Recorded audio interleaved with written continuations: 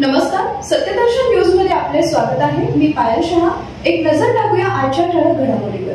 शेतमालाला भाव द्या नाहीतर लग्नासाठी मुलगी बघा, मुख्यमंत्र्यांकडे शेतकरी पुत्राची मागणी। सध्या संपूर्ण महाराष्ट्रातील गावखेड्यात लग्नसराई सुरू असतानाच शेतकऱ्याकडे 5 ते 10 एकर शेती असून सुद्धा कुणीच्या शेतकऱ्याच्या मुलाला लग्नासाठी मुलगी दाखवायला व द्यायला तयार नाही। यामागे असंच काहीसं कारणही आहे। कारण शेतकऱ्यांच्या शेतात मालाला भाव नसल्यामुळे कुणीच आपली मुलगी शेतकरी मुलांना द्यायला तयार नाहीये। याच परिस्थितीला अनुसरून महाराष्ट्राचे लाडके मुख्यमंत्री देवेंद्र फडणवीस यांना विनंती करत एकतर आमच्या शेतमालाला भाव द्या नाहीतर आम्हा शेतकऱ्यांच्या मुलांना लग्नासाठी मुलगी बघून द्या अशी विनंती वजा मागणीच भांडारच्या शेतकरी पुत्रानं केली आहे।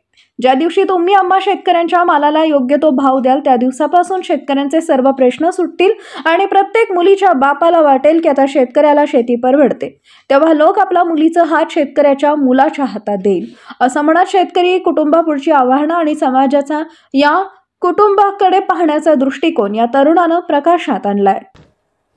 शेतकऱ्याच्या मुलाला 5 ते 10 एकर शेती असून कोणीच शेतकऱ्याच्या मुलाला लग्नासाठी मुलगी द्यायला तयार नाही आणि त्याचं कारणही तसंच आहे। कारण की कोणत्याच मालाला भाव नसल्यामुळे कोणीच आपली मुलगी शेतकऱ्याला द्यायला तयार नाही। तरी महाराष्ट्राचे लाडके मुख्यमंत्री देवेंद्र फडणवीस साहेब यांना आमची विनंती आहे की एकतर आमच्या मालाला भाव द्या नाहीतर आम्हा शेतकऱ्याच्या मुलांना लग्नासाठी मुलगी बघून द्या।